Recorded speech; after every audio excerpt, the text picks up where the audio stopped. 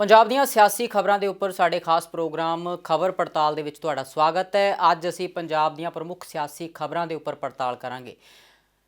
ਸ਼੍ਰੋਮਣੀ ਅਕਾਲੀ ਦਲ ਦੇ ਸੀਨੀਅਰ ਆਗੂ ਬਿਕਰਮ ਸਿੰਘ ਮਜੀਠੀਆ ਦੇ ਉੱਪਰ NDPS ਐਕਟ ਦੇ ਤਹਿਤ ਮੁਕੱਦਮਾ ਦਰਜ ਹੋਇਆ। ਉਸ ਦੇ ਉੱਪਰ ਵੱਖੋ ਵੱਖਰੀਆਂ ਸਿਆਸੀ ਪਾਰਟੀਆਂ ਦੇ ਆਗੂਆਂ ਦੇ ਬਿਆਨ ਆ ਰਹੇ ਨੇ, ਉਸ 'ਤੇ ਗੱਲਬਾਤ ਕਰਾਂਗੇ। ਉਸ ਤੋਂ ਬਾਅਦ ਗੱਲ ਕਰਾਂਗੇ ਕਾਂਗਰਸ ਦੇ ਅੰਦਰੂਨੀ ਹਾਲਾਤਾਂ ਦੇ। ਬਹੁਤ ਸਾਰੇ ਅਜਿਹੇ ਕਾਂਗਰਸ ਦੇ ਆਗੂ ਨੇ ਜਿਨ੍ਹਾਂ ਬਾਰੇ ਕਿਆਸ ਰਾਈਆਂ ਲਗਾਈਆਂ ਜਾ ਰਹੀਆਂ ਕਿ ਕਾਂਗਰਸ ਛੱਡ ਕੇ ਕਿਸੇ ਹੋਰ ਸਿਆਸੀ ਪਾਰਟੀ ਦਾ ਪੱਲਾ ਫੜ ਸਕਦੇ ਨੇ। ਰਾਣਾ ਗੁਰਜੀਤ ਸੋਢੀ ਕਾਂਗਰਸ ਛੱਡ ਕੇ BJP ਦੇ ਵਿੱਚ ਆ ਗਏ ਨੇ। ਇਹਨਾਂ ਤਮਾਮ ਖਬਰਾਂ ਦੇ ਉੱਪਰ ਗੱਲਬਾਤ ਕਰਾਂਗੇ ਸੀਨੀਅਰ ਪੱਤਰਕਾਰ ਸੁਰਿੰਦਰ ਡੱਲਾ ਜੀ ਨਾਲ। ਡੱਲਾ ਜੀ, ਬਹੁਤ ਬਹੁਤ ਸਵਾਗਤ ਹੈ ਪ੍ਰੋਗਰਾਮ 'ਚ।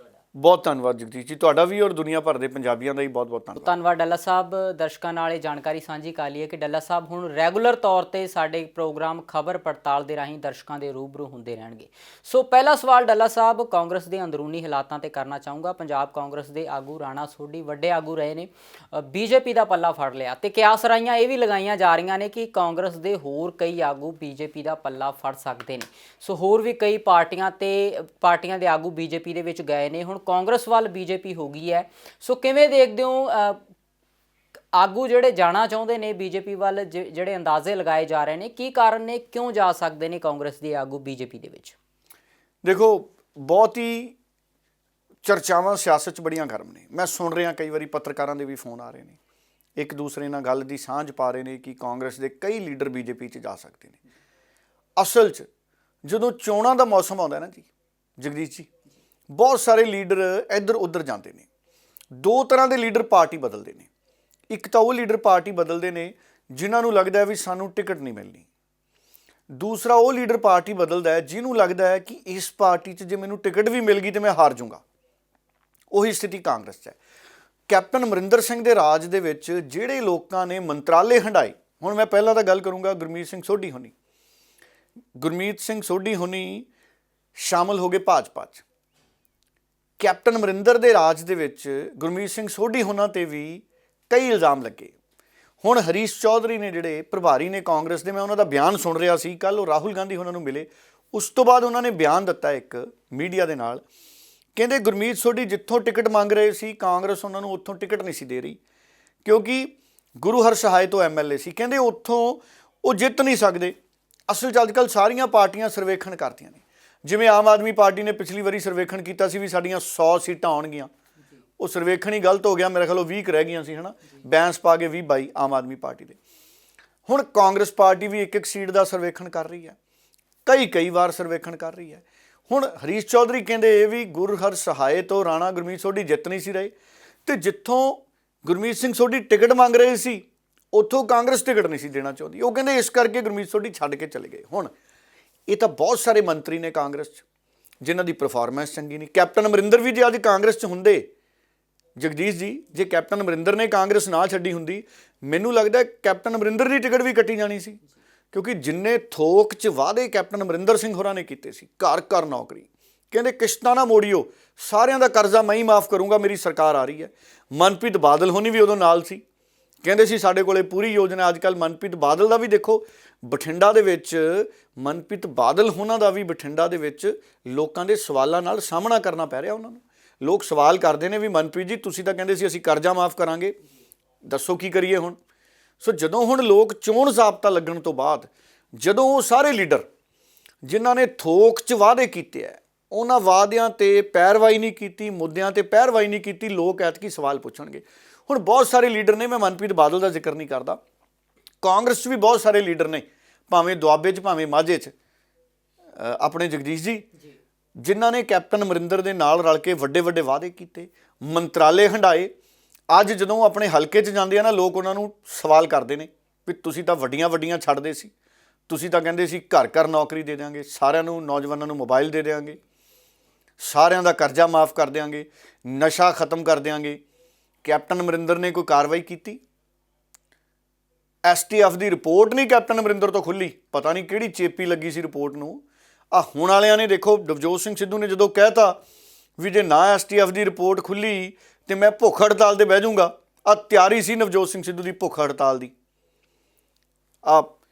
ਬਾਘੇ ਪੁਰਾਣੇ ਦੀ ਰੈਲੀ 'ਚ ਨਵਜੋਤ ਸਿੰਘ ਸਿੱਧੂ ਨੇ ਐਲਾਨ ਕਰਤਾ ਸੀ, ਥੋੜ੍ਹੇ ਜਿਹੇ ਦਿਨ ਹੀ ਹੋਏ ਨੇ, ਤੇ ਹੁਣ ਸੂਤਰਾਂ ਦੇ ਹਵਾਲੇ ਨਾਲ ਖਬਰਾਂ ਇਹ ਸੀ ਕਿ ਨਵਜੋਤ ਸਿੰਘ ਸਿੱਧੂ ਦੀ ਤਿਆਰੀ ਸੀ। ਦੇਖੋ ਜਿਹੜਾ ਡੈਵਲ ਕਲਾਂ ਜਾ ਕੇ ਆਏ ਹੋ, ਇਨਸਾਫ ਨਹੀਂ ਮਿਲ ਰਿਹਾ, ਉੱਥੇ ਧਰਨੇ ਤੇ ਬੈਠੇ, ਤੇ ਹੁਣ ਪਤਾ ਇਹ ਲੱਗਿਆ ਸੂਤਰਾਂ ਦੇ ਹਵਾਲੇ ਨਾਲ ਕਿ ਤਿਆਰੀ ਸੀ ਨਵਜੋਤ ਸਿੰਘ ਸਿੱਧੂ ਭੁੱਖ ਹੜਤਾਲ ਤੇ ਜਾ ਸਕਦੇ ਸੀ।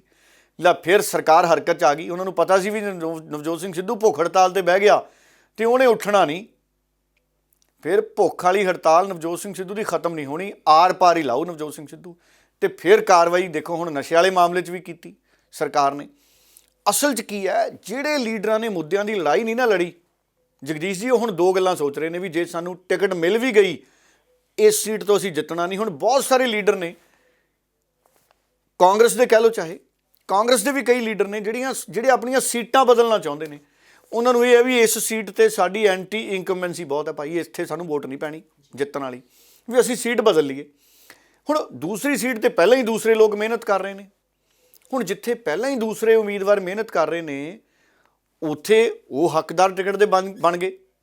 ਇਸ ਕਰਕੇ ਕਈ ਸਾਬਕਾ ਮੰਤਰੀ, ਕਈ ਵਿਧਾਇਕ, ਕਈ ਮੰਤਰੀ, ਉਹਨਾਂ ਨੂੰ ਲੱਗਦਾ ਵੀ ਐਤਕੀ ਪਤਾ ਨਹੀਂ ਅਸੀਂ ਜਿੱਤਾਂਗੇ ਭਾਈ ਕਿ ਨਹੀਂ, ਤੇ ਸਾਨੂੰ ਉਸ ਜਗ੍ਹਾ ਤੋਂ ਤਾਂ ਟਿਕਟ ਮਿਲ ਨਹੀਂ ਰਹੀ।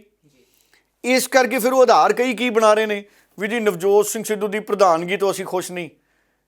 ਨਵਜੋਤ ਸਿੰਘ ਸਿੱਧੂ ਤੋਂ ਤਾਂ ਪੰਜਾਬ ਦੇ ਲੋਕ ਖੁਸ਼ ਨੇ। ਮੁੱਦਿਆਂ ਦੀ ਲੜਾਈ ਨਵਜੋਤ ਸਿੰਘ ਸਿੱਧੂ ਨੇ ਲੜੀ ਹੈ। ਨਾ ਨਵਜੋਤ ਸਿੰਘ ਸਿੱਧੂ ਨੇ ਪਿਛਲੇ 5 ਸਾਲ 'ਚ ਕੋਈ ਚੁਬਾਰਾ ਪਾਇਆ, ਨਾ ਫੈਕਟਰੀ ਖੋਲ੍ਹੀ, ਨਾ ਸ਼ਰਾਬ ਦਾ ਠੇਕਾ ਖੋਲ੍ਹਿਆ। ਕਿੰਨੇ ਪੰਜਾਬ ਦੇ ਲੀਡਰ ਨੇ, ਮੈਂ ਅੱਗੇ ਕਹਿੰਦਾ ਹੁੰਦਾ, ਇਹਨਾਂ ਦੇ ਖਾਤੇ ਚੈੱਕ ਕਰਾ ਲਓ, ਇਹਨਾਂ ਦੇ ਕਈ ਲੀਡਰਾਂ ਦੇ ਖਾਤਿਆਂ 'ਚ ਹਿੱਸੇਦਾਰੀਆਂ ਨਿਕਲ ਆਉਣੀਆਂ ਸ਼ਰਾਬ ਦੇ ਠੇਕਿਆਂ 'ਚ, ਤੇ ਲੜਾਈਆਂ ਲੜਦੇ ਨੇ ਨਸ਼ਿਆਂ ਦੇ ਖਿਲਾਫ, ਪਿਲਾਉਣੀਆਂ ਸ਼ਰਾਬਾਂ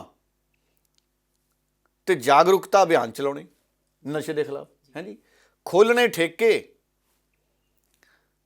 ਤੇ ਲੈਕਚਰ ਦੇਣੇ ਸਟੇਜਾਂ ਤੇ ਨਸ਼ਿਆਂ ਦੇ ਖਿਲਾਫ। ਸੋ ਨਵਜੋਤ ਸਿੰਘ ਸਿੱਧੂ ਦਾ ਸੂਫੀ ਆਦਮੀ ਹੈ।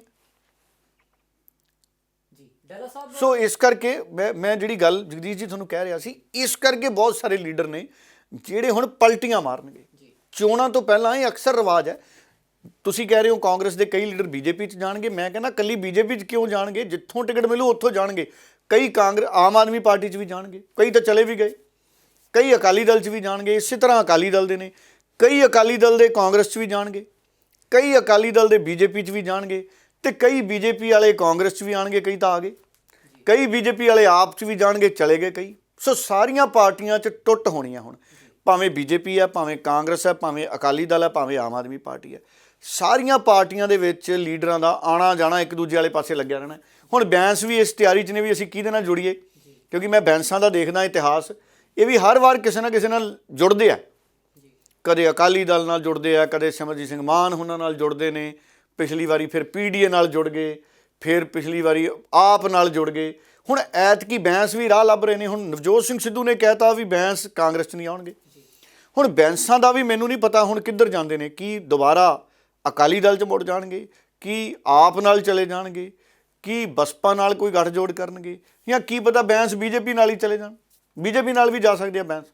ਸੋ ਇਸ ਕਰਕੇ ਇਹ ਜਿਹੜੇ ਸਿਆਸੀ ਮਾਹੌਲ ਹੈ ਨਾ, ਇਹ ਇਕੱਲਾ ਇੱਕ ਰਾਣਾ ਗੁਰਮੀਤ ਸਿੰਘ ਸੋਢੀ ਚੱਲ ਗਿਆ ਇਹਦੇ ਨਾਲ ਕੋਈ ਫਰਕ ਨਹੀਂ ਪੈਂਦਾ। ਕਿਸੇ ਪਾਰਟੀ ਦਾ ਲੀਡਰ ਜੇ ਕੋਈ ਹੋਰ ਲੀਡਰ ਕਾਂਗਰਸ 'ਚ ਆਜੂ ਉਹਦੇ ਨਾਲ ਵੀ ਕੋਈ ਫਰਕ ਨਹੀਂ ਪੈਣਾ, ਜੇ ਕੋਈ ਬੀਜੇਪੀ ਵਾਲਾ ਕਾਂਗਰਸ 'ਚ ਆਜੂ ਕੋਈ ਫਰਕ ਨਹੀਂ ਪੈਣਾ। ਕਿਉਂ? ਕਿਉਂਕਿ ਵੱਡੇ ਤੌਰ ਤੇ ਪੰਜਾਬ ਦੇ ਲੋਕਾਂ ਨੇ ਵੋਟ ਕਰਨੀ ਹੈ ਕਿ ਉਹ ਕਿਹੜਾ ਵਿਅਕਤੀ ਹੈ ਜਿਹੜਾ ਮਸਲਿਆਂ ਦਾ ਹੱਲ ਕਰਾਉਂਦਾ। ਠੀਕ ਹੈ, ਹੁਣ ਨਵਜੋਤ ਸਿੰਘ ਸਿੱਧੂ ਨੇ ਦੇਖੋ ਵੱਡੇ ਵੱਡੇ ਮਸਲੇ ਹੱਲ ਕਰਾਤੇ। ਨਵਜੋਤ ਸਿੰਘ ਸਿੱਧੂ ਨੇ ਅਸਲ ਮੁੱਦਿਆਂ ਦੀ ਲੜਾਈ ਲੜੀ ਹੈ। ਪੰਜਾਬ ਮਾਡਲ ਲਿਆਂਦਾ ਨਵਜੋਤ ਸਿੰਘ ਸਿੱਧੂ ਨੇ। ਪੰਜਾਬ ਮਾਡਲ 'ਚ ਅਰਬਨ ਰੁਜ਼ਗਾਰ ਗਰੰਟੀ ਮਿਸ਼ਨ ਲਿਆਂਦਾ, ਜਿਹੜਾ ਰਾਸ਼ਨ ਹੈ। ਨਵਜੋਤ ਸਿੰਘ ਸਿੱਧੂ ਦਾ ਪੰਜਾਬ ਮਾਡਲ ਕਹਿੰਦਾ ਵੀ ਅਸੀਂ ਮਜ਼ਦੂਰਾਂ ਨੂੰ ਰਜਿਸਟਰ ਕਰਾਂਗੇ, ਸ਼ਹਿਰੀ ਮਜ਼ਦੂਰਾਂ ਨੂੰ ਵੀ। ਜਿਹੜੇ ਸ਼ਹਿਰੀ ਮਜ਼ਦੂਰ ਕਿਹੜੇ ਆ ਸਾਡੇ, ਜਿਹੜੇ ਦਿਹਾੜੀ ਲਾਉਣ ਜਾਂਦੇ, ਜਿਹੜੇ ਕੋਈ ਮਿਸਤਰੀ ਦੇ ਨਾਲ ਨੇ, ਕੋਈ ਲੈਂਟਰ ਪਾਉਣ ਵਾਲੇ ਨੇ, ਕੋਈ ਕੰਧ ਚਿਣਨ ਵਾਲੇ ਨੇ, ਰੋਜ਼ਾਨਾ ਜਿਹੜੇ ਰੋਜ਼ਾਨਾ ਦੇ ਦਿਹਾੜੀਦਾਰ ਹੈ, ਕੋਈ ਕਬਾੜ ਦਾ ਕੰਮ ਕਰਨ ਵਾਲਾ, ਕੋਈ ਇਹੋ ਜਿਹਾ ਮੇਰੇ ਵਰਗਾ ਦਿਹਾੜੀਦਾਰ ਹੈ ਜਿਹੜਾ ਕਹਿੰਦਾ ਜਿਹੜਾ ਮਰਜ਼ੀ ਕੰਮ ਕਰਾ ਲਓ, ਮੈਂ ਤਿਆਰ ਬੈਠਾ ਭਾਈ, ਮੈਨੂੰ ਸ਼ਾਮ ਨੂੰ ਦਿਹਾੜੀ ਦੇ ਦਿਓ, ਮੇਰਾ ਦਾਲ ਫੁਲਕਾ ਚੱਲੂ। ਉਹ ਤੋਂ ਚਾਹੇ ਇੱਟਾਂ ਚਕਾ ਲਓ, ਚਾਹੇ ਭਰਤ ਪਵਾ ਲਓ, ਚਾਹੇ ਰੋੜੀ ਕਟਾ ਲਓ, ਹੈ ਜੀ, ਚਾਹੇ ਲਿਫਾਫੇ ਚਕਾ ਲਓ ਖੇਤ 'ਚੋਂ, ਫਾਲਤੂ ਵੀ ਖੇਤ ਦੀ ਸਫਾਈ ਕਰਦੇ ਭਾਈ, ਸਾਡਾ ਕੋਠਾ ਧੋ ਦੇ ਭਾਈ, ਛੱਤ ਧੋ ਦੇ, ਵਿਹੜਾ ਧੋ ਦੇ ਸਾਡਾ, ਦਿਹਾੜੀ ਜਿਹੜਾ ਮਰਜ਼ੀ ਕੰਮ ਕਰਾ ਲਓ। ਇਹੋ ਜਿਹੇ ਵੀ ਨੇ ਕਈ। ਸੋ ਇਸ ਕਰਕੇ ਸ਼ਹਿਰੀ ਮਜ਼ਦੂਰਾਂ ਦੇ ਲਈ ਵੀ ਨਵਜੋਤ ਸਿੰਘ ਸਿੱਧੂ ਪੀਡੀਐਸ ਸਕੀਮ ਲਿਆ, public distribution scheme Punjab model 'ਚ ਵੀ ਸ਼ਹਿਰੀ ਮਜ਼ਦੂਰਾਂ ਨੂੰ ਰੁਜ਼ਗਾਰ ਦੀ ਗਰੰਟੀ ਵੀ ਹੈ ਤੇ ਉਹਨਾਂ ਨੂੰ ਜਿਹੜੀ ਪੀਡੀਐਸ ਪਬਲਿਕ ਡਿਸਟ੍ਰੀਬਿਊਸ਼ਨ ਸਿਸਟਮ 'ਚ ਆਟਾ ਦਾਲ ਹੈ ਉਹ ਵੀ ਅਸੀਂ ਦੇਵਾਂਗੇ। ਸੋ ਇਸ ਕਰਕੇ ਨਵਜੋਤ ਸਿੰਘ ਸਿੱਧੂ ਕੋਲੇ ਤਾਂ ਇੱਕ ਮਾਡਲ ਹੈ ਔਰ ਨਵਜੋਤ ਸਿੰਘ ਸਿੱਧੂ ਦੇ ਇਸ ਮਾਡਲ ਦੇ ਨਾਲ ਲੋਕ ਸਹਿਮਤੀ ਵੀ ਰੱਖ ਰਹੇ ਨੇ ਔਰ ਲੋਕਾਂ 'ਚ ਨਵਜੋਤ ਸਿੰਘ ਸਿੱਧੂ ਨੇ ਲੜਾਈ ਜਿਹੜੀ ਲੜੀ ਹੈ, ਭਾਵੇਂ ਬੇਅਦਬੀ ਦੇ ਮਾਮਲੇ ਸੀ, ਨਸ਼ਿਆਂ ਦਾ ਮਾਮਲਾ ਸੀ, ਭਾਵੇਂ ਬੇਰੁਜ਼ਗਾਰੀ ਦੇ ਮਸਲੇ ਸੀ, ਭਾਵੇਂ ਸਰਕਾਰ ਨੂੰ ਥਾਂ ਤੇ ਜਗਾਉਣਾ, ਭਾਵੇਂ ਸ਼ਰਾਬ ਮਾਫੀਆ ਦੇ ਖਿਲਾਫ, ਰੇਤੇ ਦੇ ਮਾਫੀਆ ਦੇ ਖਿਲਾਫ, ਸਾਰੇ ਮਾਫੀਆਂ ਦੇ ਖਿਲਾਫ ਇੱਕੋ ਹੀ ਵਿਅਕਤੀ ਲੀਡਰ ਲੜਿਆ ਪਿਛਲੇ 4.5 ਸਾਲ 'ਚੋਂ। ਔਰ ਬੱਚੇ ਨੂੰ ਪਤਾ, ਗਲੀ 'ਚ ਤੁਰੇ ਜਾਣੇ ਨਿਆਣੇ ਨੂੰ ਪੁੱਛ ਲਓ ਨਵਜੋਤ ਸਿੰਘ ਸਿੱਧੂ ਨੂੰ, ਉਹਨੂੰ ਵੀ ਪਤਾ ਹੁੰਦਾ ਵੀ ਇਹ ਲੀਡਰ ਹੈ। ਸੋ ਇਸ ਕਰਕੇ ਨਵਜੋਤ ਸਿੰਘ ਸਿੱਧੂ ਪਹਿਲੀ ਕਤਾਰ 'ਚ ਹੈ ਇਸ ਵਕਤ ਲੋਕਾਂ ਦੀ ਕਚਹਿਰੀ 'ਚ, ਲੋਕ ਅਦਾਲਤ 'ਚ। ਲੋਕਤੰਤਰ 'ਚ ਸਭ ਤੋਂ ਵੱਡੀ ਅਦਾਲਤ ਲੋਕਾਂ ਦੀ ਹੁੰਦੀ। ਦੇਖੋ ਮੋਦੀ ਸਾਹਿਬ ਨੂੰ ਚੁਣਿਆ ਨਾ ਦੂਜੀ ਵਾਰੀ ਲੋਕਾਂ ਨੇ, ਇਸੇ ਤਰ੍ਹਾਂ ਨਵਜੋਤ ਸਿੰਘ ਸਿੱਧੂ ਇਸ ਵਕਤ ਪੰਜਾਬ 'ਚ ਇੱਕ ਪਾਸੇ ਆ ਤੇ ਬਾਕੀ ਸਾਰੇ ਇੱਕ ਪਾਸੇ ਆ। ਕੋਈ ਵੀ ਜਾਵੇ ਕੋਈ ਵੀ ਆਵੇ ਉਹਦੀ ਇੱਛਾ ਹੈ। ਕਾਂਗਰਸ ਨੂੰ ਨੁਕਸਾਨ ਨਹੀਂ ਹੋਏਗਾ। ਮੈਂ ਕਿਹਾ ਯਾਰ ਕਮਾਲ ਹੋ ਗਈ, ਕਾਂਗਰਸ ਨੂੰ ਕਾਹਦਾ ਨੁਕਸਾਨ ਵੀ? ਕਈ ਆਏ ਕਈ ਗਏ, ਕਾਂਗਰਸ ਤੇ ਖੜੀ ਹੈ। ਕਾਂਗਰਸ ਤੇ ਵਿਚਾਰਧਾਰਾ ਹੈ, ਤੁਸੀਂ ਉਸ ਵਿਚਾਰਧਾਰਾ ਨਾਲ ਹੋ ਤੇ ਤੁਸੀਂ ਕਾਂਗਰਸ ਦੇ ਨਾਲ ਹੋ। ਸੈਕੂਲਰ ਵਿਚਾਰਧਾਰਾ ਜਿਹੜੀ ਹੈ ਉਹ ਦੇਸ਼ ਨੂੰ ਆਜ਼ਾਦ ਕਰਾਉਣ ਵਾਲੀ ਪਾਰਟੀ 70 ਸਾਲ ਦੀ, ਇਹ ਉਹ ਪਾਰਟੀ ਹੈ। ਇੱਕ ਵਿਚਾਰਧਾਰਾ, ਤੁਸੀਂ ਉਸ ਵਿਚਾਰਧਾਰਾ ਨਾਲ ਨਹੀਂ ਹੋ ਤਾਂ ਚਲੇ ਜਾਓ। ਲੇਕਿਨ ਮੈਂ ਜਿੰਨਾ ਕੁ ਉਹਨੂੰ ਫੈਸਿਲਿਟੇਟ ਕਰ ਸਕਦਾ, ਜਿੰਨਾ ਕੁ ਆਵਾਜ਼ ਚੁੱਕ ਸਕਦਾ, ਜਿਹੜੇ ਲੋਕ ਅੱਜ ਉਸ ਕਗਾਰ ਤੇ ਕਿ ਉਹਨਾਂ ਨੂੰ ਭਰੋਸਾ ਹੀ ਨਹੀਂ ਰਹਿ ਗਿਆ, ਚਾਹੇ ਬੇਅਦਬੀ ਦੀ ਗੱਲ ਹੋਵੇ ਭਾਵੇਂ ਹੋਰ ਗੱਲ, ਮੈਂ ਇਹਦੇ 'ਚ ਹਮੇਸ਼ਾ ਇੱਕ ਸਾਜ਼ਿਸ਼ ਨੂੰ ਦੇਖਦਾ ਕਿ ਜਦੋਂ ਇਲੈਕਸ਼ਨ ਕੋਲ ਆਉਂਦਾ ਉਦੋਂ ਹੀ ਇਹੋ ਜਿਹੀਆਂ ਘਟਨਾਵਾਂ ਵਾਪਰਦੀਆਂ। ਇਹ ਸਭ ਤੋਂ ਇੰਪੋਰਟੈਂਟ ਗੱਲ ਮੈਂ ਕਹਿਣ ਲੱਗਿਆ, ਅਗਰ ਇਸ ਗੱਲ ਨੂੰ ਤੁਸੀਂ ਹਾਈਲਾਈਟ ਕਰੋਗੇ ਤੇ ਬਹੁਤ ਵਧੀਆ। ਕਈ ਵਾਰ ਇਹ ਹੁੰਦਾ ਹੈ ਕਿ ਜਾਣ ਬੁੱਝ ਕੇ ਜਦੋਂ ਇਲੈਕਸ਼ਨ ਆਉਂਦੀ ਹੈ ਨਾ, ਸਹਿਮ ਫੈਲਾਇਆ ਜਾਂਦਾ। ਉਹ ਸਹਿਮ ਇੱਕ ਪਾਰਟਿਕੂਲਰ ਸ਼ਹਿਰੀ ਕਮਿਊਨਿਟੀ ਦੇ ਵਾਸਤੇ ਹੈ ਵੀ ਉਹ ਸਹਿਮ ਜਾਣ ਔਰ ਫਿਰ ਪੋਲਰਾਈਜੇਸ਼ਨ ਹੋ ਜੇ। ਇਹੋ ਜਿਹਾ ਕੁਛ ਨਹੀਂ ਹੈ। ਪੰਜਾਬ ਇਕੱਠਾ ਹੈ, ਪੰਜਾਬ ਗੁਰੂਆਂ ਦੀ ਵਿਚਾਰਧਾਰਾ ਨਾਲ ਬੰਨਿਆ ਹੋਇਆ, ਪੰਜਾਬ ਹਿੰਦੂ, ਸਿੱਖ, ਮੁਸਲਮਾਨ, ਈਸਾਈ ਸਭ ਇਕੱਠੇ ਨੇ। ਇਹ ਪਹਿਲਾਂ ਵੀ ਜਿਨ੍ਹਾਂ ਨੇ ਖਤਾ ਖਾਧੀ 50 ਸੀਟਾਂ ਤੋਂ 15-18 ਤੇ ਆਏ, ਉਹਨਾਂ ਨੇ ਆਹੀ ਕੁਛ ਕੀਤਾ ਸੀ। ਇਹੀ ਕੁਕਰਮ ਉਹਨਾਂ ਦਾ ਨਾਸ਼ ਕਰਕੇ, ਇਸ ਕਰਕੇ ਜਿਹੜੇ ਹੁਣ ਵੀ ਇਹ ਕੋਸ਼ਿਸ਼ਾਂ ਕਰ ਰਹੇ ਆ ਵੋਟ ਬੈਂਕ ਦੀ ਰਾਜਨੀਤੀ ਦੇ ਲਈ, ਜ਼ਾਤ ਪਾਤ ਧਰਮ ਦੇ ਨਾਂ ਦੇ ਉੱਤੇ ਲੋਕਾਂ ਨੂੰ ਵੰਡਣਾ, ਉਹਨਾਂ ਨੂੰ ਮੂੰਹ ਦੀ ਖਾਣੀ ਪਏਗੀ। ਕਿਉਂਕਿ ਪੰਜਾਬ ਪੰਜਾਬੀਅਤ ਨੂੰ ਨਹੀਂ ਛੱਡੇਗਾ, ਪੰਜਾਬ ਆਪਸੀ ਭਾਈਚਾਰੇ ਨੂੰ ਨਹੀਂ ਛੱਡੇਗਾ, ਪੰਜਾਬ ਆਪਸੀ ਸਾਂਝ ਨੂੰ ਨਹੀਂ ਛੱਡੇਗਾ, ਆਪਸੀ ਪਿਆਰ ਨੂੰ ਨਹੀਂ ਛੱਡੇਗਾ। ਇਸੇ ਕਰਕੇ ਜਦੋਂ ਵੀ ਕੋਈ ਪੋਲਰਾਈਜੇਸ਼ਨ ਦੀ ਗੱਲ ਆਉਂਦੀ ਹੈ ਦੇਸ਼ 'ਚੋਂ, ਪੰਜਾਬ ਪੁੱਠਾ ਚੱਲਦਾ। ਸਾਈਂ ਮੀਆਂ ਮੀਰ ਨੇ ਦਰਬਾਰ ਸਾਹਿਬ ਦੀ ਨੀਂਹ ਰੱਖੀ, 4 ਵਰਨਾਂ ਨੂੰ ਖੁੱਲ੍ਹੇ ਦਰਵਾਜ਼ੇ ਨੇ, ਕਿਸੇ ਨੂੰ ਕੋਈ ਰੋਕ ਟੋਕ ਨਹੀਂ, ਕੋਈ ਧਰਮ ਨਹੀਂ, ਕੋਈ ਜ਼ਾਤ ਨਹੀਂ, ਕੋਈ ਪਾਤ ਨਹੀਂ, ਕੋਈ ਊਂਚ ਨਹੀਂ, ਕੋਈ ਨੀਚ ਨਹੀਂ। ਇਹੀ ਅੱਜ ਪੰਜਾਬੀਅਤ ਅਸੀਂ ਉਸਾਰਨੀ ਹੈ। ਇਸੇ ਪੰਜਾਬੀਅਤ ਦੇ ਨੂੰ ਸਾਧਨ ਬਣਾ ਕੇ ਅਸੀਂ ਇਲੈਕਸ਼ਨ ਲੜਨਾ। 900 ਚੂਹੇ ਖਾ ਕੇ ਬਿੱਲੀ ਚੱਲੇ ਹੱਜ ਨੂੰ ਲੋਕ ਸਭ ਸਮਝਦੇ ਆ। 15 ਸੀਟਾਂ ਦੇ ਉੱਤੇ ਬਾਦਲ ਪਰਿਵਾਰ ਨੂੰ ਅਸੀਂ ਤਾਂ ਲਿਆਏ ਨਹੀਂ, ਪੰਜਾਬ ਦੇ ਲੋਕ ਲਿਆਏ। ਪਿਛਲੇ ਮਹੀਨੇ ਹਰ ਰੋਜ਼ 7-7 ਘੰਟੇ 8-8 ਘੰਟੇ home minister, DGP, chief minister ਇੱਕੋ ਇੱਕ ਪਲੈਨਿੰਗ ਤੇ ਲੱਗੇ ਰਹੇ ਆ। ਆ ਜਿਹੜਾ ਬੇਅਦਬੀ ਦਾ ਇੱਥੇ ਹੋਇਆ, 1 ਮਿੰਟ ਨਹੀਂ ਚੀਫ ਮਿਨਿਸਟਰ ਨੇ ਲਾਇਆ ਕਿ ਦੋਸ਼ੀਆਂ ਨੂੰ ਫੜਨ ਵਾਸਤੇ ਡੀਜੀਪੀ ਨੂੰ। ਉਹਨਾਂ ਨੇ ਪਿਛਲੇ ਹਫ਼ਤਾ ਵੀ 10 ਦਿਨ ਕੱਲਾ ਮਜੀਠੀਆ ਨੂੰ ਅੰਦਰ ਕਰਨਾ, ਇਹਨਾਂ ਅੰਦਰ ਕਰਨਾ। ਇਸ ਕਰਕੇ ਨਾ ਅਸੀਂ ਡਰੀਏ, ਨਾ ਅਸੀਂ ਪ੍ਰਵਾਹ ਕਰੀਏ। ਅਸੀਂ ਤੁਹਾਡਾ ਚੈਲੰਜ ਐਕਸੈਪਟ ਕਰ ਲਿਆ। ਹੁਣ ਆਓ ਮੈਦਾਨੇ ਜੰਗ 'ਚ ਦੇਖਾਂਗੇ ਤੁਹਾਨੂੰ ਪੰਜਾਬ ਦੀ ਕਚਹਿਰੀ ਵਿੱਚ ਜੈ ਜੀ ਕਰਤੂਤਾਂ ਇਹਨਾਂ ਦੀਆਂ, ਜ਼ਮਾਨਤਾਂ ਜ਼ਬਤ ਹੋਣਗੀਆਂ। ਤੇ ਮੈਂ ਇੱਕ ਹੋਰ ਵੀ ਕਹਿਣਾ ਚਾਹੁੰਦਾ, ਝੂਠੇ ਕੇਸ ਬਣਾਉਣੇ ਗੁਨਾਹ ਹੈ। ਸਾਡੀ ਇਹਨਾਂ ਦੀ ਸਰਕਾਰ ਦੇ ਦੌਰਾਨ ਬਹੁਤ ਸਾਡੇ ਵਰਕਰਾਂ ਤੇ ਝੂਠੇ ਕੇਸ ਬਣਾਏ ਗਏ ਹੈ, ਬਜ਼ੁਰਗ ਮਾਈਆਂ ਤੇ ਬਜ਼ੁਰਗਾਂ ਦੇ ਬੱਚਿਆਂ ਦੇ ਕੇਸ ਝੂਠੇ ਕਰਾਏ ਗਏ ਹੈ। ਤਾਂ ਮੈਂ ਅੱਜ ਚੈਲੰਜ ਐਕਸੈਪਟ ਕਰਦਾ ਤੇ ਮੈਂ ਕਹਿਣਾ ਚਾਹੁੰਦਾ, ਸਾਡੀ ਸਰਕਾਰ ਹੋਣ ਤੇ ਸਾਰੇ ਜਿੰਨੇ ਝੂਠੇ ਕੇਸ ਅਸੀਂ ਇਨਵੈਸਟੀਗੇਸ਼ਨ ਕਰਾਵਾਂਗੇ। ਤੇ ਜਿਹੜੇ ਪੁਲਿਸ ਅਫਸਰ ਨੇ ਤੇ ਜਿਹੜੇ ਸਿਆਸੀ ਲੀਡਰ ਨੇ ਜ਼ਿੰਦਗੀਆਂ ਬਰਬਾਦ ਕੀਤੀਆਂ ਗਰੀਬ ਬੰਦਿਆਂ ਦੀਆਂ, ਪੋਲਿਟਿਕਸ ਕਰਕੇ, ਸਿਆਸਤ ਕਰਕੇ, ਉਹਨਾਂ ਨੂੰ ਨੌਕਰੀਆਂ ਦੀ ਵੀ ਕੱਢਿਆ ਜਾਊਗਾ, ਉਹਨਾਂ ਦੇ ਖਿਲਾਫ ਐਕਸ਼ਨ ਵੀ ਲਿੱਤਾ ਜਾਊਗਾ। ਡਾਕਟਰ ਸਾਹਿਬ, ਸ਼੍ਰੋਮਣੀ ਅਕਾਲੀ ਦਲ ਦੇ ਸੀਨੀਅਰ ਆਗੂ ਬਿਕਰਮ ਸਿੰਘ ਮਜੀਠੀਆ ਦੇ ਖਿਲਾਫ NDPS ਐਕਟ ਦੇ ਤਹਿਤ ਅੱਜ ਮਾਮਲਾ ਦਰਜ ਕੀਤਾ ਗਿਆ। ਬੜੇ ਚਿਰ ਤੋਂ ਇਹ ਕਿਆਸ ਰਾਈਆਂ ਲਗਾਈਆਂ ਜਾ ਰਹੀਆਂ ਸਨ ਕਿ ਉਹਨਾਂ ਦੇ ਖਿਲਾਫ ਇਸ ਮਾਮਲੇ ਦੇ ਤਹਿਤ ਕਾਰਵਾਈ ਹੋ ਸਕਦੀ ਹੈ। ਸੋ ਅੱਜ ਵੱਖੋ ਵੱਖਰੇ ਬਿਆਨ ਵੀ ਆਏ ਨੇ। ਸ਼੍ਰੋਮਣੀ ਅਕਾਲੀ ਦਲ ਦੇ ਆਗੂ ਸੁਖਬੀਰ ਸਿੰਘ ਬਾਦਲ ਹੋਣਾ ਨੇ ਕਿਹਾ ਹੈ ਕਿ ਸਾਡੀ ਸਰਕਾਰ ਆਉਣੀ ਤੈਅ ਹੈ, ਫਿਰ ਅਸੀਂ ਦੇਖਾਂਗੇ ਕਿਹੜੇ ਅਧਿਕਾਰੀ ਨੇ ਕਾਰਵਾਈ ਕੀਤੀ ਹੈ ਤੇ ਕਿਹੜੇ ਸਿਆਸੀ ਜਿਹੜੇ ਆਗੂ ਨੇ ਉਹਨਾਂ ਦੇ ਦਬਾਅ ਹੇਠ ਕਾਰਵਾਈ ਕੀਤੀ ਗਈ ਹੈ, ਉਹਨਾਂ ਦੇ ਖਿਲਾਫ ਕਾਰਵਾਈ ਕਰਾਂਗੇ। ਪ੍ਰਕਾਸ਼ ਸਿੰਘ ਬਾਦਲ ਹੁਣੀ ਕਹਿੰਦੇ ਕਿ ਇਹ ਤਾਂ ਸਾਨੂੰ ਪਹਿਲਾਂ ਹੀ ਪਤਾ ਸੀ ਕਿ ਕਾਂਗਰਸ ਵੱਲੋਂ ਇਸ ਤਰ੍ਹਾਂ ਦੀ ਵੋਟਾਂ ਨਜ਼ਦੀਕ ਕੋਈ ਨਾ ਕੋਈ ਕਾਰਵਾਈ ਕੀਤੀ ਜਾਊਗੀ, ਲੋਕਾਂ ਦਾ ਧਿਆਨ ਭਟਕਾਉਣ ਦੀ ਇਹ ਕਾਰਵਾਈ ਹੈ। ਉਧਰ ਰਾਘਵ ਚੱਡਾ ਨੇ ਇਲਜ਼ਾਮ ਲਗਾ ਦਿੱਤੇ, ਕਾਂਗਰਸ ਦਾ ਹੀ ਘਿਰਾਓ ਕਰ ਦਿੱਤਾ ਕਿ ਸਮਾਂ ਬਹੁਤ ਥੋੜਾ ਰਹਿ ਗਿਆ। ਬਿਕਰਮ ਮਜੀਠੀਆ ਦੇ ਖਿਲਾਫ ਹੁਣ FIR ਦਰਜ ਹੋਈ ਹੈ, ਹੋਣਾ ਕੁਝ ਨਹੀਂ। ਬਿਕਰਮ ਮਜੀਠੀਆ ਨੂੰ ਜ਼ਮਾਨਤ ਮਿਲ ਜਾਣੀ ਹੈ, ਮਾਮਲਾ ਉੱਦਾਂ ਹੀ ਲਟਕਦਾ ਰਹਿਣਾ ਜਿਵੇਂ ਪਹਿਲਾਂ ਤੋਂ ਲਟਕ ਰਿਹਾ ਸੀ। ਕਿਵੇਂ ਦੇਖਦੇ ਹੋ ਡੱਲਾ ਸਾਹਿਬ ਇਸ ਮਾਮਲਾ ਦਰਜ ਹੋਣ ਨੂੰ ਤੇ ਸਿਆਸੀ ਆਗੂਆਂ ਦੇ ਬਿਆਨਾਂ ਨੂੰ ਕਿਵੇਂ ਦੇਖਦੇ ਹੋ? ਸਭ ਤੋਂ ਪਹਿਲਾਂ ਤਾਂ ਆਮ ਆਦਮੀ ਪਾਰਟੀ ਦੇ ਬਿਆਨ ਤੇ ਮੈਂ ਗੱਲ ਰੱਖੂੰਗਾ। ਅਰਵਿੰਦ ਕੇਜਰੀਵਾਲ ਨੇ ਲਿਖਤੀ ਮਾਫੀ ਮੰਗੀ ਸੀ। ਅਰਵਿੰਦ ਕੇਜਰੀਵਾਲ ਬਿਕਰਮ ਮਜੀਠੀਆ ਤੇ ਨਸ਼ੇ ਦੇ ਇਲਜ਼ਾਮ ਲਾਉਂਦੇ ਸੀ। ਮੈਂ ਸਤਿਕਾਰ ਕਰਦਾ ਅਰਵਿੰਦ ਕੇਜਰੀਵਾਲ ਦਾ, ਕਈ ਗੱਲਾਂ ਅਰਵਿੰਦ ਕੇਜਰੀਵਾਲ ਦੀਆਂ ਚੰਗੀਆਂ ਵੀ ਹੈ, ਪਰ ਆ ਮਾਫੀ ਮੰਗਣ ਵਾਲੀ ਗਲਤ ਹੈ ਗੱਲ। ਦੂਸਰੀ, ਅਰਵਿੰਦ ਕੇਜਰੀਵਾਲ ਨੂੰ ਇਹ ਦੱਸਣਾ ਚਾਹੀਦਾ ਹੈ ਕਿ ਕਿਹੜੇ ਅਧਿਕਾਰ ਦੇ ਨਾਲ ਅਰਵਿੰਦ ਕੇਜਰੀਵਾਲ ਨੇ ਪੰਜਾਬ ਦੇ ਨੌਜਵਾਨਾਂ ਨੂੰ, ਸਿਆਣੇ ਬਜ਼ੁਰਗਾਂ ਨੂੰ ਉਕਸਾਇਆ। ਬਿਕਰਮ ਮਜੀਠੀਏ ਤੇ ਐਡੇ ਗੰਭੀਰ ਇਲਜ਼ਾਮ ਲਾਏ ਤੇ ਨਾਲੇ ਕਹਿੰਦੇ ਬੋਰਡ ਲਾਓ। ਬਿਕਰਮ ਮਜੀਠੀਏ ਦੇ ਬੋਰਡ ਲਵਾਏ, ਇਸ਼ਤਿਹਾਰਾਂ ਵਾਲੇ ਬੋਰਡ, ਤੇ ਡਰਦੇ ਡਰਦੇ ਮਾਫੀ ਮੰਗੇ। ਬਿਕਰਮ ਮਜੀਠੀਏ ਤੋਂ ਮਾਫੀ ਮੰਗੇ। ਹੁਣ ਰੱਬ ਜਾਣੇ ਕਿਹੜਾ ਸਮਝੌਤਾ ਹੋਇਆ। ਹੁਣ ਇਹ ਤਾਂ ਰੱਬ ਹੀ ਜਾਣਦਾ ਨਾ। ਇੱਕ ਬੰਦੇ ਨੇ ਮਾਫੀ ਮੰਗ ਲਈ ਜਾਂ ਦੂਜੇ ਬੰਦੇ ਤੋਂ, ਉਸ ਮਾਫੀ ਆਪਣੇ ਪਿੰਡਾਂ 'ਚ ਕਈ ਵਾਰੀ ਸਮਝੌਤੇ ਹੁੰਦੇ ਨਾ, ਸ਼ਹਿਰਾਂ 'ਚ ਵੀ ਕਾਕਾ ਕੋਈ ਨਹੀਂ ਤੁਸੀਂ ਸਮਝੌਤਾ ਕਰ ਲਓ। ਫਿਰ ਉਹ ਕਹਿੰਦਾ ਨਹੀਂ ਜੀ ਮੈਂ ਸਮਝੌਤਾ ਤਾਂ ਕਰੂੰ, ਮੇਰੀ ਆਹ ਮੰਗ ਪੂਰੀ ਕਰੋ।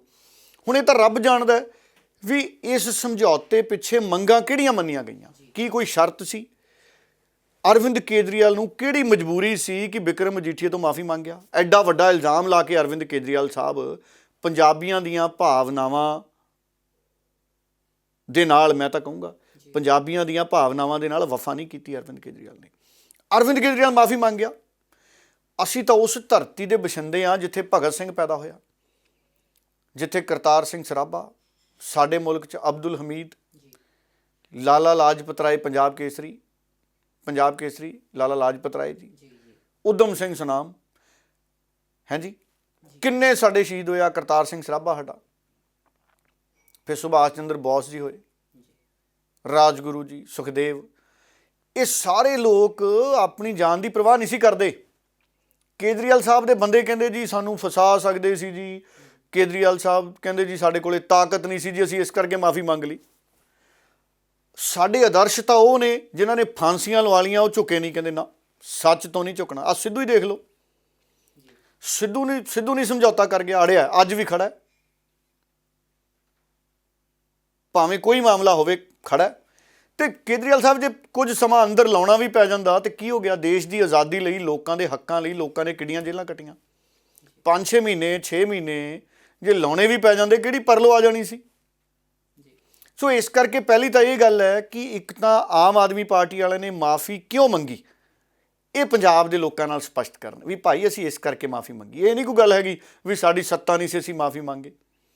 ਦੂਸਰਾ, ਜਿਹੜੀ ਹੁਣ ਤੁਸੀਂ ਗੱਲ ਕੀਤੀ ਵੀ ਅਕਾਲੀ ਦਲ ਵਾਲੇ ਕਹਿੰਦੇ ਵੀ ਇਹ ਕੇਸ, ਦੇਖੋ ਜ਼ਮਾਨਤ ਕਾਨੂੰਨੀ ਹੱਕ ਹੈ, ਇਹ ਤਾਂ ਅਦਾਲਤਾਂ ਕਹਿੰਦੀਆਂ ਨੇ। ਹੁਣ ਜਦੋਂ ਅਦਾਲਤ ਜ਼ਮਾਨਤ ਦੇਊਗੀ ਉਦੋਂ ਜ਼ਮਾਨਤ ਹੋਊਗੀ ਨਾ। ਉਸ ਤੋਂ ਪਹਿਲਾਂ ਕੇਸ ਦਰਜ ਹੋ ਗਿਆ, STF ਬਣੀ ਹੋਈ ਸੀ। ਕਿਸੇ ਗਰੀਬ ਦੇ ਪੁੱਤ ਨੂੰ ਕਿਸੇ ਨੇ 4.5 ਸਾਲ ਦਿੱਤੇ ਆ, 5 ਸਾਲ ਦਿੱਤੇ ਆ ਗ੍ਰਿਫਤਾਰ ਕਰਨ ਨੂੰ। ਆ ਇੱਕ ਜੇਲ੍ਹ, ਇੱਕ ਜਿਹੜਾ ਭੋਲਾ ਕਹਿੰਦੇ ਸੀ, ਭੋਲੇ ਨੇ ਕਿੱਡਾ ਬਿਆਨ ਦਿੱਤਾ ਸੀ। ਜੇ ਭੋਲੇ ਨੇ ਕਿਸੇ ਗਰੀਬ ਦੇ ਪੁੱਤ ਦਾ ਨਾਂ ਲਿਆ ਹੁੰਦਾ ਨਾ, ਪੁਲਿਸ ਨੇ ਘੰਟੇ ਬਾਅਦ ਟੱਬਰ ਚੱਕ ਲੈਣਾ ਸੀ। ਹਾਂਜੀ, ਪੁਲਿਸ ਨੇ 1 ਘੰਟੇ ਬਾਅਦ ਟੱਬਰ ਚੱਕ ਲੈਣਾ ਸੀ ਵੀ ਭਾਈ ਨਾਂ ਲੈਤਾ, ਐਡੇ ਵੱਡੇ ਬੰਦੇ ਨੇ ਤੁਹਾਡੇ ਪੁੱਤ ਦਾ। ਤੇ ਐਡੇ ਸੰਘਰਸ਼ ਹੋਏ, STF ਦੀ ਰਿਪੋਰਟ ਬਣਾਈ, ਸਪੈਸ਼ਲ ਟਾਸਕ ਫੋਰਸ ਬਣੀ, ਉਹ 'ਚ ਕਿੰਨੇ ਅਫਸਰ ਡਿਪਿਊਟ ਹੋਏ, ਲੋਕਾਂ ਦਾ ਪੈਸਾ ਹੀ ਲੱਗਿਆ ਨਾ ਉਹਨਾਂ ਤੇ। ਵਰਤੀਆਂ ਗਈਆਂ ਜਿਪਸੀਆਂ ਆਉਣ ਜਾਣ ਲਈ, ਜਾਂਚ ਕਰਨ ਲਈ ਇੱਧਰ ਉੱਧਰ ਅਫਸਰ ਗਏ, ਲੋਕਾਂ ਦਾ ਪੈਸਾ ਲੱਗਿਆ ਜਾਂਚਾਂ 'ਚ।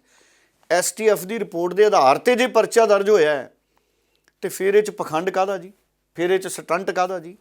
ਇਹ ਹੁਣ ਅਦਾਲਤਾਂ ਤੈਅ ਕਰਨਗੀਆਂ ਵੀ ਕਿਹੜਾ ਕਿੰਨੀ ਸਜ਼ਾ ਦਾ ਹੱਕਦਾਰ ਹੈ। ਜੇ ਬੇਕਸੂਰ ਆਊਗਾ ਅਦਾਲਤ ਨੇ ਬਿਕਰਮ ਮਜੀਠੀਆ ਨੂੰ ਛੱਡ ਦੇਣਾ। ਹੁਣ ਪਰਚਾ ਦਰਜ ਕਰਨ ਦਾ ਮਤਲਬ ਇਹ ਥੋੜੀ ਹੈ ਕਿ ਵਿਕਰਮ ਮਜੀਠੀਆ ਗੁਨਾਹਗਾਰ ਹੋ ਗਿਆ। ਪਰਚਾ ਦਰਜ ਹੋਇਆ, ਸਾਡੇ ਕਿੰਨੇ ਪੰਜਾਬੀਆਂ ਤੇ ਕੇਸ ਦਰਜ ਹੁੰਦੇ ਆ, ਅਦਾਲਤਾਂ ਬਰੀ ਕਰ ਦਿੰਦੀਆਂ। ਕਈਆਂ ਤੇ ਝੂਠੇ ਵੀ ਦਰਜ ਹੁੰਦੇ ਆ, ਪੋਲੀਟੀਕਲ ਦਬਾਅ ਤੇ ਦੇਖੋ ਅਕਾਲੀ ਦਲ ਦੇ ਰਾਜ 'ਚ ਕਿੰਨੇ ਝੂਠੇ ਪਰਚੇ ਦਰਜ ਸੀ, ਇਹ ਤਾਂ ਕੈਪਟਨ ਅਮਰਿੰਦਰ ਕਹੀ ਜਾਂਦਾ। ਉਹਨੇ ਕਮਿਸ਼ਨ ਬਣਾਤਾ ਸੀ, ਉਹ ਕਮਿਸ਼ਨ 'ਚ ਸਾਬਕਾ ਜੱਜ ਸੀ, ਉਹਨਾਂ ਨੇ ਆ ਕੇ ਕੇਸ ਰੱਦ ਕੀਤੇ। ਉਹ ਕਹਿੰਦੇ ਅਕਾਲੀ ਦਲ ਨੇ ਝੂਠੇ ਪਰਚੇ ਦਰਜ ਕੀਤੇ। ਹੁਣ ਅਕਾਲੀ ਕਹਿੰਦੇ ਸਾਡੇ ਤੇ ਵੀ ਝੂਠਾ ਪਰਚਾ ਦਰਜ ਹੋ ਗਿਆ। ਹੁਣ ਇਹ ਪਰਚਾ ਵੀ ਅਦਾਲਤ ਤੈਅ ਕਰੂਗੀ ਵੀ ਕੀ ਵਿਕਰਮ ਮਜੀਠੀਆ ਤੇ ਪਰਚਾ ਝੂਠਾ ਦਰਜ ਹੋਇਆ ਜਾਂ ਸੱਚਾ ਦਰਜ ਹੋਇਆ, ਤਾਂ ਅਦਾਲਤ ਨੇ ਤੈਅ ਕਰਨਾ। ਆਪਾਂ ਤਾਂ ਇੰਨੀ ਗੱਲ ਕਰ ਸਕਦੇ ਹਾਂ ਵੀ ਵਿਕਰਮ ਮਜੀਠੀਆ ਤੇ ਭਾਈ ਕੇਸ ਦਰਜ ਹੋ ਗਿਆ, ਤੇ ਜੇ ਵਿਕਰਮ ਮਜੀਠੀਆ ਤੇ ਕੇਸ ਦਰਜ ਹੋ ਗਿਆ ਤੇ ਕਿਹੜੀ ਗੱਲ ਹੋ ਗਈ? STF ਦੀ ਰਿਪੋਰਟ ਦੇ ਆਧਾਰ ਤੇ ਪੁਲਿਸ ਨੇ ਦਰਜ ਕੀਤਾ, ਤੇ ਹੁਣ ਅਦਾਲਤ 'ਚ ਜਾ ਕੇ ਦੁੱਧ ਦਾ ਦੁੱਧ ਤੇ ਪਾਣੀ ਦਾ ਪਾਣੀ ਹੋ ਜਾਊਗਾ। ਗ੍ਰਿਫਤਾਰੀ ਪੁਲਿਸ ਨੇ ਤੈਅ ਕਰਨੀ ਹੈ ਜਾਂ ਅਦਾਲਤ ਦੱਸੂਗੀ। ਜੇ ਗ੍ਰਿਫਤਾਰ ਕਰ ਵੀ ਲਿਆ ਵਿਕਰਮ ਮਜੀਠੀਆ ਤਾਂ ਵੀ ਕਿਹੜੀ ਐਡੀ ਗੱਲ ਹੈ। ਬਾਦਲ ਸਾਹਿਬ ਨੇ ਦੇਖੋ ਕਿੰਨਾ ਸਮਾਂ ਜੇਲ੍ਹ ਕੱਟੀ ਹੈ, ਵੱਡੇ ਬਾਦਲ ਸਾਹਿਬ ਨੇ ਕਿੰਨਾ ਸਮਾਂ ਜੇਲ੍ਹ ਕੱਟੀ ਹੈ। ਵੱਡੇ ਬਾਦਲ ਡਰਦੇ ਨਹੀਂ ਸੀ ਜੇਲ੍ਹ ਜਾਣ ਤੋਂ, ਵੱਡੇ ਬਾਦਲ ਕਦੀ ਜੇਲ੍ਹ ਜਾਣ ਤੋਂ ਨਹੀਂ ਡਰੇ, ਇਸੇ ਕਰਕੇ 5 ਵਾਰੀ ਮੁੱਖ ਮੰਤਰੀ ਬਣੇ ਨਾ।